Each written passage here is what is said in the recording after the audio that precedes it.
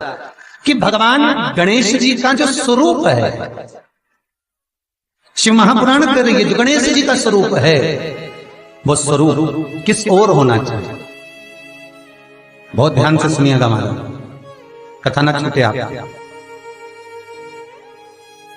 घर के दरवाजे पर अगर हम गणेश जी की मूर्ति, गणेश जी का फोटो, गणेश जी का टाइल्स बाहर की ओर लगा रहे हैं, तो जाते समय गणेश जी का जो पृष्ठभाग है, पीठ है, वो पीछे चाहिए। एक शिव महापुराण में आपको पहले एक प्रसंग सुनाया है, सभी लोगों को ज्ञात होगा कि भगवान के सम्मुख में धर्म है और भगवान के पीछे अधर्म का निवास। महाराज,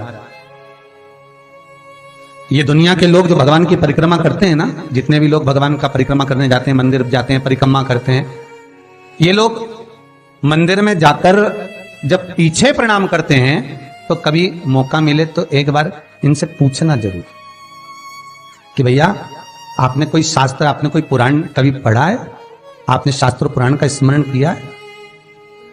हमारा कोई शास्त्र, कोई पुराण, कोई वेद यह वर्णन नहीं करता कि मंदिर के पीछे हम प्रणाम करें, हम मंदिर के पीछे नमन करें, हमारा शास्त्र वेद वर्णन नहीं करता। और देखे तो लक्ष्मी ने कहा, प्रभु जब गणेश जी के सम्मुख में रिद्धि सिद्धि, श्री, तुष्टि, पुष्टि, शुभ लाभ, सारे धन देने वाले, संपदा देने वाले जब गणेश जी के अग्रणी रहेंगे तो पीछे बिठाने में क्या दिक्कत है?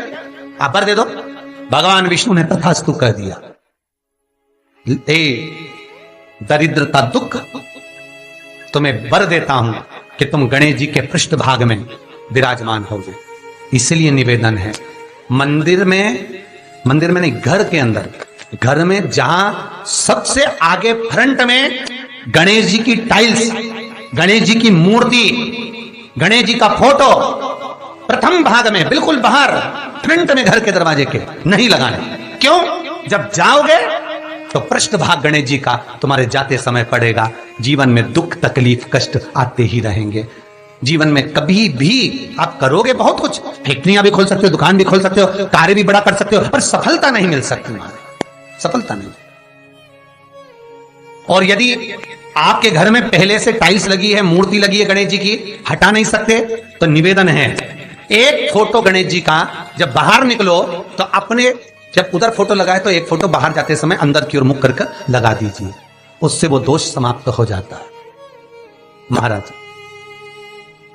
वो दोष समाप्त। गणेश जी अगर लेकर आ रहे हैं तो बैठी हुई मूर्ति लेकर आए, और गणेश जी लाए, मना नहीं है। गणेश जी जब लेकर आए तो घर में बिठाने के लिए ला रहे हैं तो राइट सूंड का गणेश लेकर आए, सीधी हाथ का।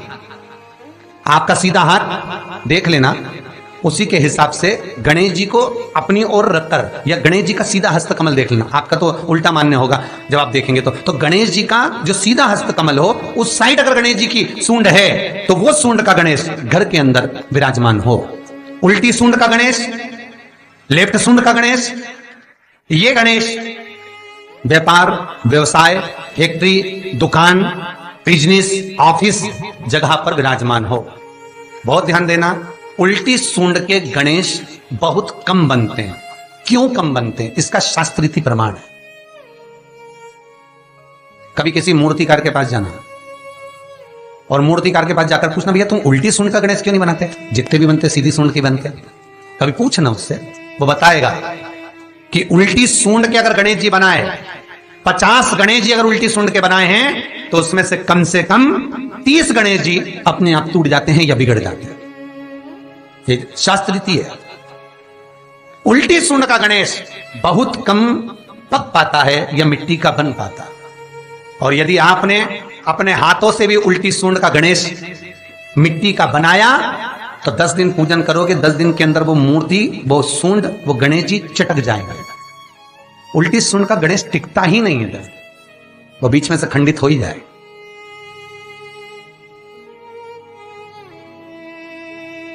वो तो स्वयं गणेश जी कृपा करें, स्वयं विनायक कृपा करें और उल्टी सूंड के गणेश जी अपने को मिल जाएं और वो गणेश जी हमारे घर में आ जाएं तो वो फिर नहीं चलता। सीधी सूंड के गणेश जी को मनाने के लिए महाराज मंत्र की 50 माला करना पड़ती है, तो समझ लो सीधी उल्टी सुंड के गणेश जी को मनाने के लिए मात्र 5 माला में भगवान गणेश प्रसन्न हो जाते हैं। अर्थात उल्टी सुंड का गणेश शीघ्र प्रसन्न होता है।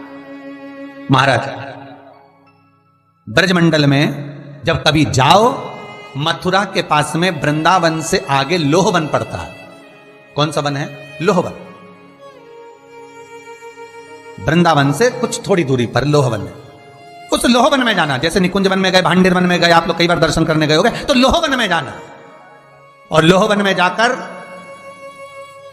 थोड़ा सा सरसों का तेल लेकर अपने ऊपर से 21 बार उतार कर लोहवन में भगवान शिव का स्मरण कर कर, यमुना का स्मरण कर कर, विष्णु और कृष्ण का स्मरण कर कर, वो तेल सामने एक मूर्ति मिलेगी जिसका शीश नहीं होगा, उस मूर्ति पर चढ़ा देना।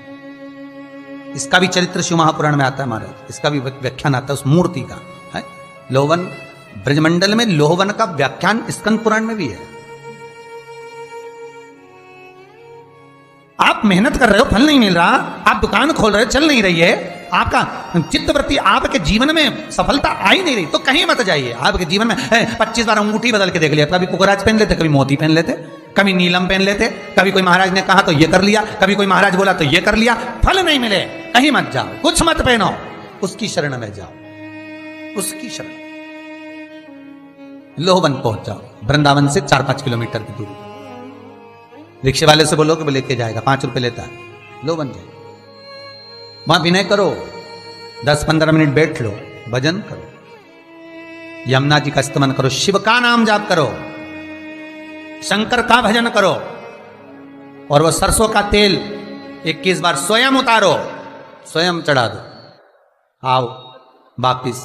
उसके बाद तुम किसी कार्य को करोगे तो सफलता जल्दी मिलेगी, काम अटकेंगे नहीं। ऐसे ही पंडित प्रदीप मिश्रा जी के उपाय जानने के लिए हमारे चैनल को सब्सक्राइब कीजिए शिव और आराधना वीडियो को का लाइक और शेयर जरूर कीजिए। लाखों।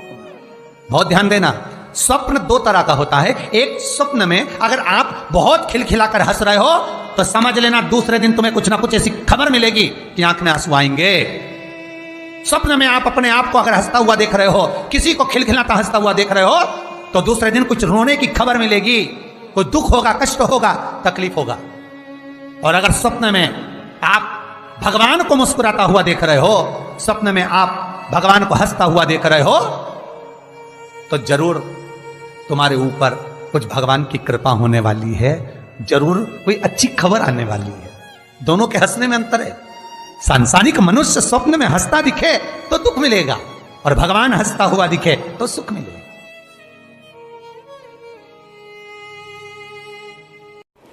ऐसे ही पंडित प्रदीप मिश्रा जी के उपाय जानने के लिए हमारे चैनल को सब्सक्राइब कीजिए और वीडियो को लाइक और शेयर जरूर कीजिए।